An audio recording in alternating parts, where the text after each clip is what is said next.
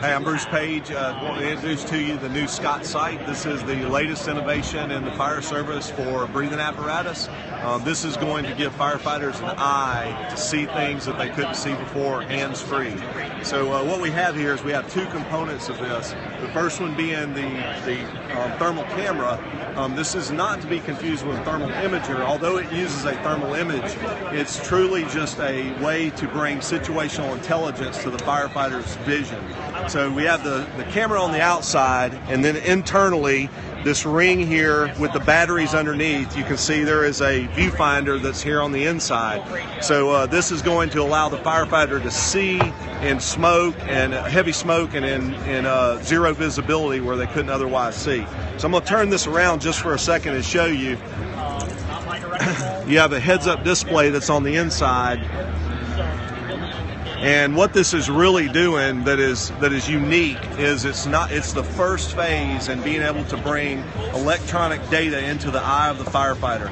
So right now we're currently using Bluetooth to connect an external camera to an internal viewfinder, but through that Bluetooth technology we could really bring any data to that firefighter that we need to in the future. So we could bring in possibly gas monitoring, possibly firefighter down. There's a lot of data that we would be able to transmit into that viewfinder and give that firefighter that situational intelligence for whatever that situation may be. It could be zero visibility, or it could be something more detailed about what's going on with their team.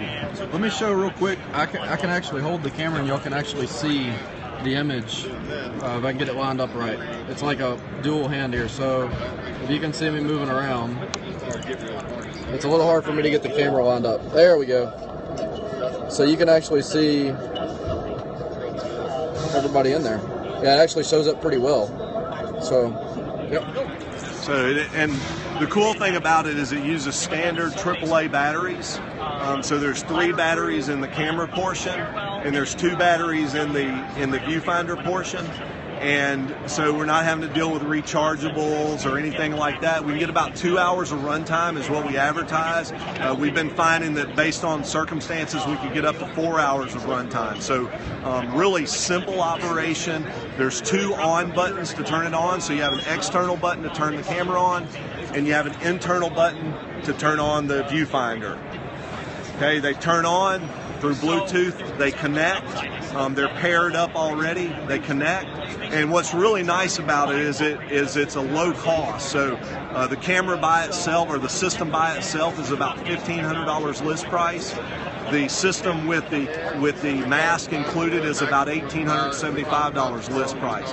So a very affordable option for a firefighter for individual vision. It's not something we've seen in the fire service ever before. So it's first year cutting edge technology.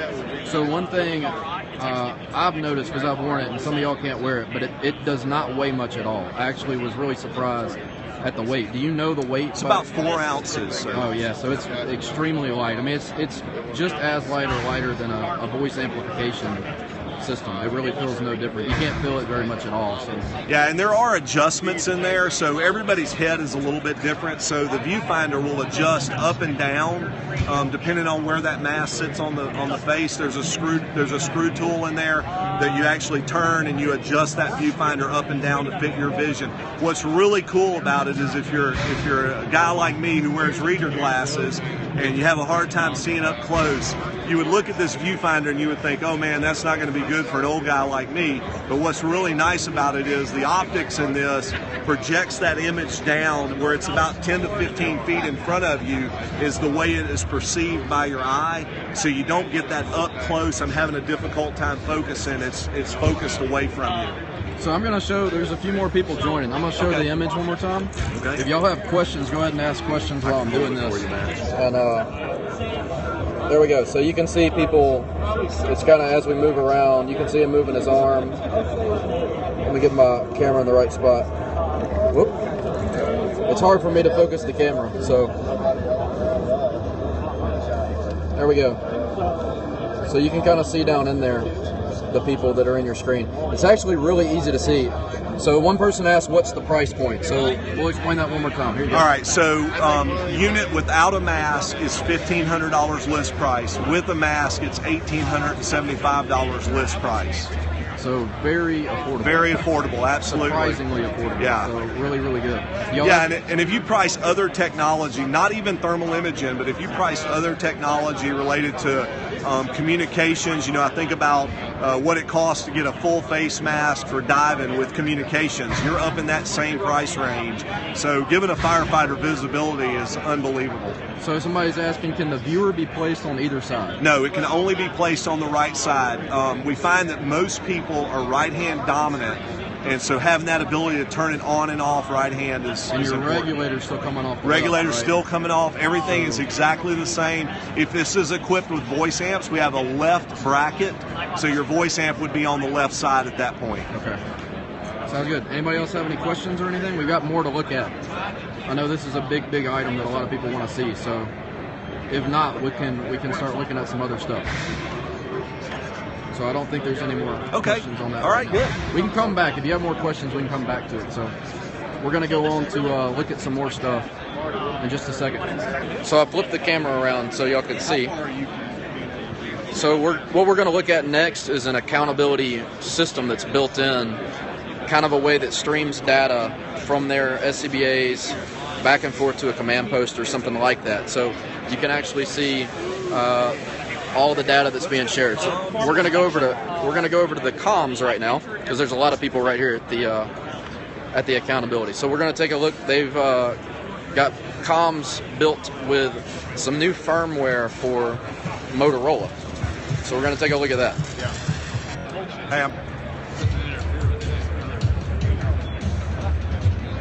Do you notice when you turn your head?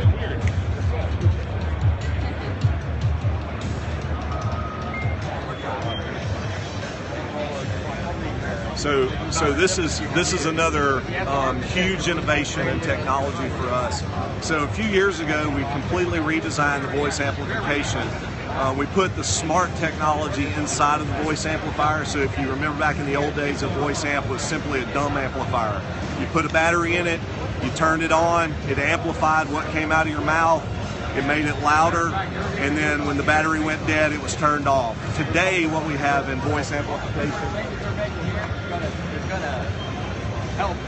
it's not only do we have voice amplification, not only do we have a more streamlined design, less entanglement hazard, things like that, but this is smart technology. So it does things like it turns the battery off on its own after it senses no sound for a period of 20 minutes. What's really nice about it is the breath activation adjusts the volume and the gain up and down. So when I'm breathing, it amplifies my voice, and when I'm not breathing, it lowers my voice because it's not necessary to have that higher volume. It's also constantly looking for squelch. So if you remember, with a speaker and a microphone located close beside one another, if I get too much of a cupping, I can get that squelch feedback. This actually has a sensor in there that's constantly turning that volume up and down so that squelch doesn't exist. What's really nice about this one, though, is the first generation, it included a Bluetooth connection to a lapel speaker mic.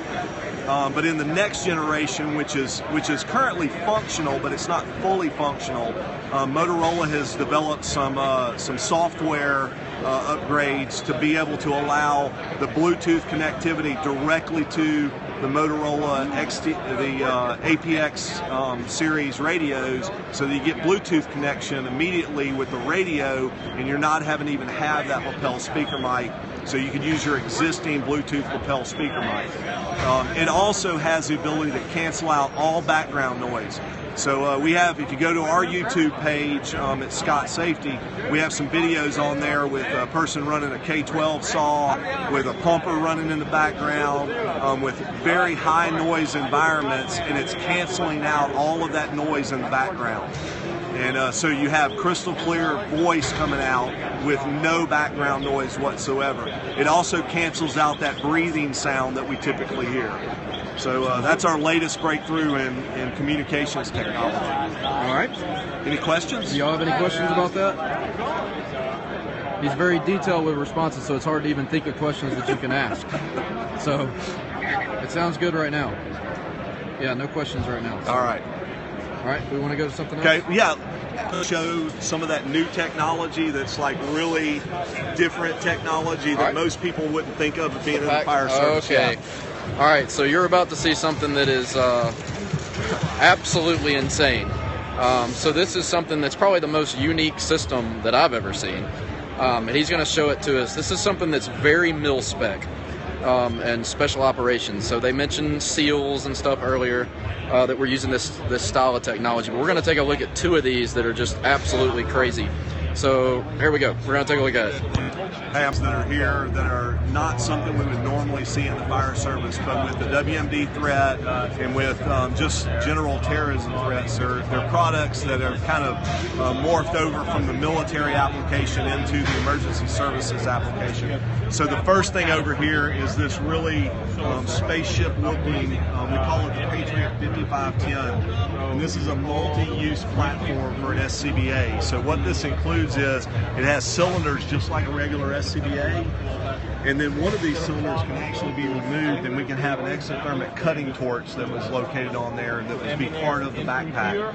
It also has the ability to convert over from an SCBA to, with here, PAPR, take one of these cylinders off and put an exothermic or a powered air purifying respirator, or even an APR, so it can convert over to just an air filter where we're bringing air in.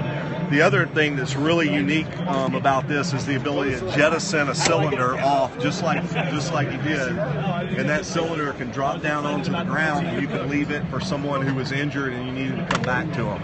So it has a complete whip that goes to it for a regulator and everything. Let me show you the mask while we're over here. Turn this one around too. All right. So that utilizes what we call the FRR mask, and this is probably one of the most cutting-edge APR masks that's on the market. So this is with a WMD application on here. These filters are designed for the WMD environment, CBRN. But this mask also has a real unique feature in the fact that it fits more heads than any other mask on the market. This was originally designed for the MOD, the Ministry of Defense, and so it was a European design for a mask that would fit all different head sizes. And it has very low profile, extremely comfortable to wear. It uses a reverse seal, so the way that it seals against the head is real comfortable. I'm going to turn this around. What you have here on the back, this is actually a Decon unit. So imagine you're on a subway, you're in an airport, you're in a post office, and you have that anthrax or even something worse, some type of nerve agent or something, and you need to go in there and you need to do a mass decon as a hazmat team. This holds 4 liters of solution, and that solution can be something as simple as water, or it can be a combination of water and a chemical, or it can be a specific chemical agent to allow for that. If one of the pictures pops up, switch over to there. And so it allows me to take this wand, and through pressurized air, you can see how he's shooting down and he's deconning an environment with a misting agent. It'll run for about 2 minutes of continuous operation, but because it has a trigger, there he is doing a subway car. So because it has a trigger, he can use it only when he needs to decon a certain area. Now, this isn't something we typically think about of hazmat. We're used to using the soap and water, kind of the mop and glow type of environment. But the reality is, equipment has become more high tech, and so it gives us the ability to do things that we never could do before. Okay. If you turn around just for a second, I'll just show you. So this is another latest innovation design over here. So this is our new compressor system that is a 7,500 PSI operation.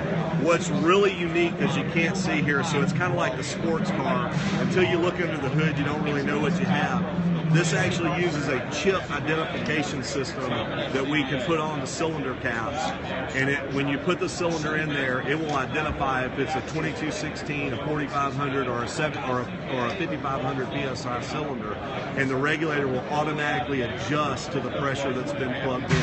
So there's no danger of a person using the wrong pressure. What's really nice about it though is it captures the fill for that specific cylinder, and now from a record standpoint I know when my cylinders are due for hydro, I know when they need to be serviced. So a really unique design there, and that's a 10 horsepower 7,000 psi compressor. Okay, it's actually rated at 7,500 but it's built at 7,000. If you want to walk over and walk by, you can. We'll head over towards the So right now, these are only available for Scott.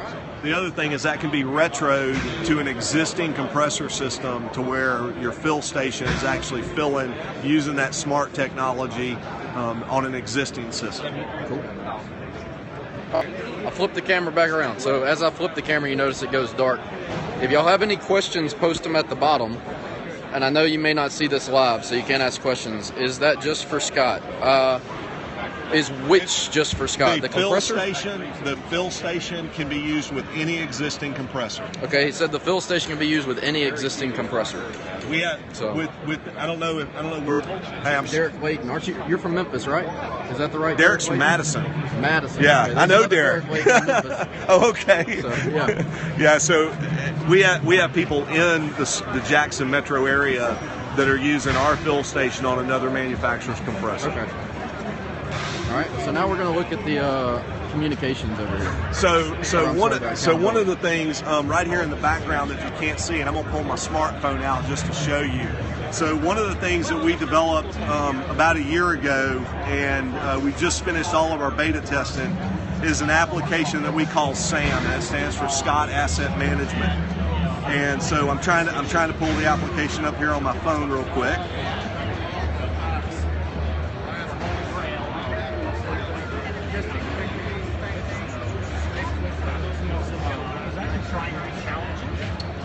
Sorry, I have so many applications. You know, I just saw this and it made me think. So one of the things I wanted to show you, so I don't know if you can tell this. So when I was showing you the communications equipment over there, one of the things that we can do with that communications, this is an app that's on my iPhone. You can go to the App Store and you can find it under Scott Safety, and that app allows me to change the settings of that voice amp on the fly. So I could turn the gain up and down depending on what radio model I use. It might be pushing more to one radio than another. So I can make all of those adjustments internally. I can change the sound to where it's coming out of my lapel mic versus coming out of the speaker on the voice amp. So there's a lot of things I can do to it to where I can make instantaneous modifications to that with just a simple app on here. So what I'm gonna do, I'm gonna show you on the iPad because it'll be bigger. So I have the same application on my iPad, and what this is an asset management. And if you want to show on the TV, you can.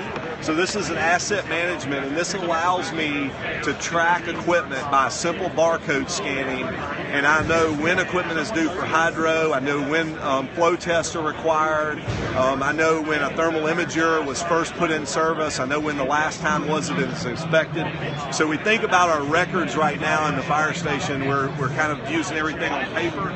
This gives us the ability to go electronic, and it allows us to share data between multiple stations because that system can be used right on the iPhone, and so a person at Station 2 or Station 3 could scan in their equipment. The company officer that might be at a different station would have instantaneous uploaded to the cloud. He would know where that stuff inspected today. So it gives you real quick access via the cloud to know what are my records for today. And then over time, you're going to capture what are those records long term. The last thing I want to show you over here, and I'm waiting on Mike to get finished up, this is what we call Imperium, and so this is our accountability tool. Some people think it's completely new. This software is new, but Scott entered the accountability realm with monitoring air pressure and firefighters being down and things like that back in 2002. So this technology has been around since 2002. It's used by a lot of users across the country. And it gives us the ability to monitor who's on air, how long they've been on air, how much air they have. What Imperium does is it takes us to the next level of accountability using full NIMS compliant letting us know who is on our scene. It might be a track hill operator, it might be an ambulance, it might be a police officer.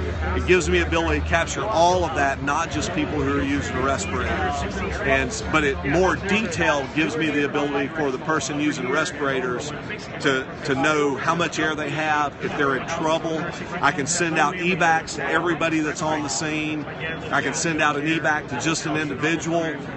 You can only imagine, in the beginning I showed you that en masse display, and now I'm showing you an external command post operation. So start thinking about how can we tie those two together and think about the information that we could give a firefighter if we needed to. There are cases where we may say that's too much information, but we have access to the information, and that's something we never had before. What this does, he's still busy, so I'm going to kind of point out. So you can see up here on the screen. There's actually air pressure. There's details about that individual. I could take cards and scan them in, and I could actually have the picture of the firefighter. So when I have a firefighter down alarm, I would actually see a picture of that person. So imagine you have someone who you think is missing, and then the commander turns and looks right next to him, and the person's standing there. Because of that visual recognition, they would know that person's not really in trouble. We just had Sean Witt join. Sean, you got to pay attention. You got to learn some of this stuff. What's really cool about this system is it uses a mesh gateway that's a self-healing gateway. Hey, Bruce. It uses a self-healing network, and so every air pack becomes its own repeater system. And then we also have repeater boxes if we get in an area that's fortified where we have mesh and steel and walls, and it prevents signals from getting through. We have repeaters that we could drop throughout the building. We could place them on an aerial device, put it up in the air, things like that, and it would give us the ability to still connect in areas especially where our radio can't get traffic through. Okay? Any questions? You don't have any questions about that? I know that's very technological stuff, so it's pretty deep. You don't have any questions? I'm looking for questions, so we're just going to walk around as we're waiting for y'all to ask questions, if you have any. But it doesn't look like there's any right now. Okay, we're good. Sounds good. All right. So, yep, we're good. Do we want to look at that, or we good? I'm fine. I kind of explained the operation of it. All right, I'm back.